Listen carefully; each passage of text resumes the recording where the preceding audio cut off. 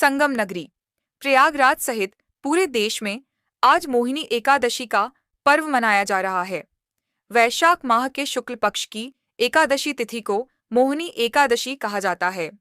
मान्यता के अनुसार जो व्यक्ति इस व्रत का पालन करता है उसे पुण्य और मोक्ष की प्राप्ति होती है।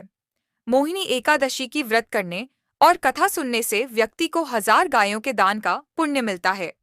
आज के दिन संगम में स्थान का विशेष प्रावधान है, क्योंकि संगम स्थान के बाद ही इस दिन भगवान विष्णु के मोहिनी स्वरूप की पूजा की जाती है। मान्यता है कि इस दिन भगवान विष्णु ने देवताओं के कल्याण के लिए मोहिनी रूप, इस अवतार में भगवान श्रीहरि ने एक सुंदर स्त्री का रूप लिया था, धरा था। इसलिए संगम नगरी प्रयागराज में भोर से ही गंगा यमुना और अदृश्य सरस्वती के पवन संगम में डुबकी लगाने का सिलसिला शुरू है। लाखों की संख्या में भक्ति संगम में डुबकी लगाने के बाद दान पुण्य कर रहे हैं।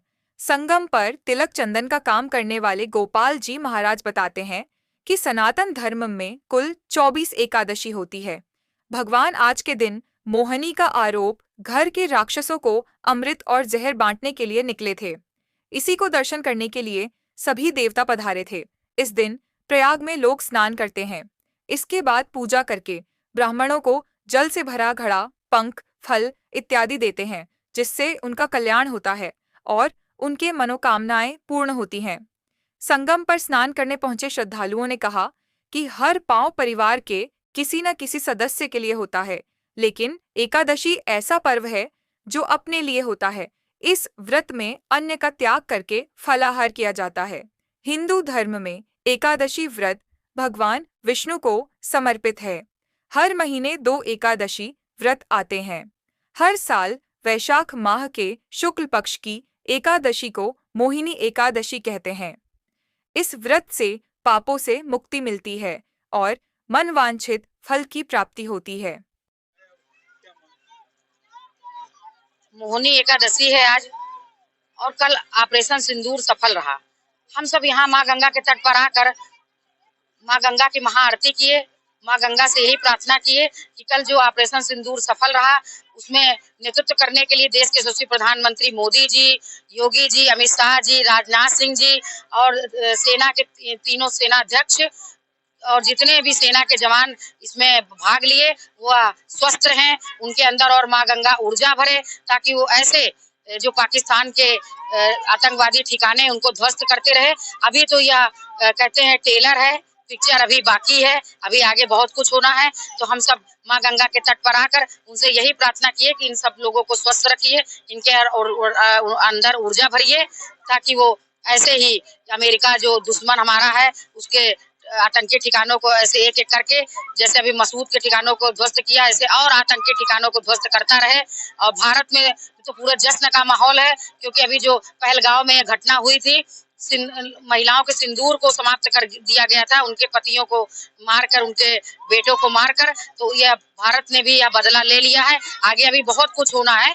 पुनः मैं अपने सभी वरिष्ठ नेताओं को, सेनाध्यक्षों को और सेना के जवानों को शुभकामनाएं देती हूँ और प्रार्थना करती हूँ कि ऐसे ही हम सब भारतवासियों के लिए सेना पे डटे रहें, हमें पाकिस्तान से लड़ने के लिए तत्पर रहे।